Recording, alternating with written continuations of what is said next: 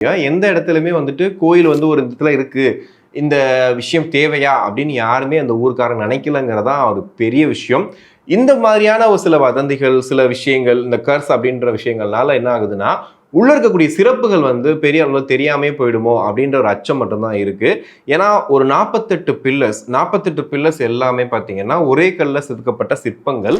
அந்த சிற்பங்கள்ல இப்போ நம்ம கரண்டா தெரிஞ்சுக்க வேண்டிய வரலாற்று நிகழ்வுகள் ஏகப்பட்ட விஷயங்களை வந்து செதுக்கி வச்சிருக்காங்க. இந்த மாதிரி பல கோயில்கள் இருக்கு. பல கோயில்களில் பார்த்தீங்கன்னா பல கதைகள் இருக்கு. இப்போ மதுரை மீனாட்சி அம்மன் கோயில் எடுத்துக்கிட்டோம் அப்படின்னா உள்ள சுரங்கப்பாதை இருக்கு. அதுல ஒரு 4 கதவு இருக்கு. அது 4 கதவுல 3 கதவு தொறந்துட்டாங்க. ஒரு கதவு தொறக்கல.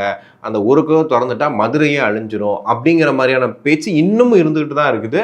ஆனா உள்ள உண்மையிலேயே சுரங்கம் இருக்கா இல்லையான்னு தெரியாது. அதே மாதிரி இப்போ ராமேஸ்வரத்தில் இருக்கக்கூடிய சொக்கநாதர் கோயில்ல இருந்து இங்க இருக்கக்கூடிய மதுரையில ஒரு கோயில்ல இருந்து ஒரு கனெக்ட் இருக்கு. அவங்க நடுவில் பார்த்தீங்கன்னா ஒரு சுரங்கப்பாதை போயிட்டு இருக்கு. அந்த சுரங்கப்பாதையெல்லாம் திறந்துட்டா உலகமே அழிஞ்சிரும். இந்த மாதிரி ஏகப்பட்ட கதைகள் வந்து சொல்லிக்கிட்டே தான் இருக்காங்க. ஒரு கோயில் அப்படின்னும் போது அந்த கோயிலை தாண்டி அந்த கோயிலை சுற்றி இருக்கக்கூடிய விஷயங்கள் வச்சு பார்த்தீங்கன்னா இன்ட்ரெஸ்டிங்கான ஸ்டோரிஸ் வந்து நிறைய பில்ட் பண்ணிட்டே இருப்பாங்க. அதை நம்புறது இல்லையா? ஏன்னா கோயில் அப்படிங்கிறது வந்து எல்லாரும் அமைதியாக போய் உட்காந்து சாமி கும்பிடணும்னு நினைக்கிற இடம். ஆனால் அதை சுற்றி இவங்க பண்ணக்கூடிய விஷயங்கள் இருக்கு இல்லையா? அது வந்து இன்னைக்கு இவ்வளோ பெரிய விஷயமா மாறி இருக்கு. இதனால இந்த கோயிலுக்கு போகக்கூடிய கூட்டம் வந்து குறைஞ்சிச்சு அப்படின்னா கண்டிப்பாக இதை பற்றி சொல்கிறாங்கல்ல, அந்த கர்ஸும் சொல்கிறாங்க இல்லையா, அதோட விளைவாக தான் இருக்கும்னு நினைக்கிறேன். இதே மாதிரி தான் தஞ்சை பெரிய கோயில்.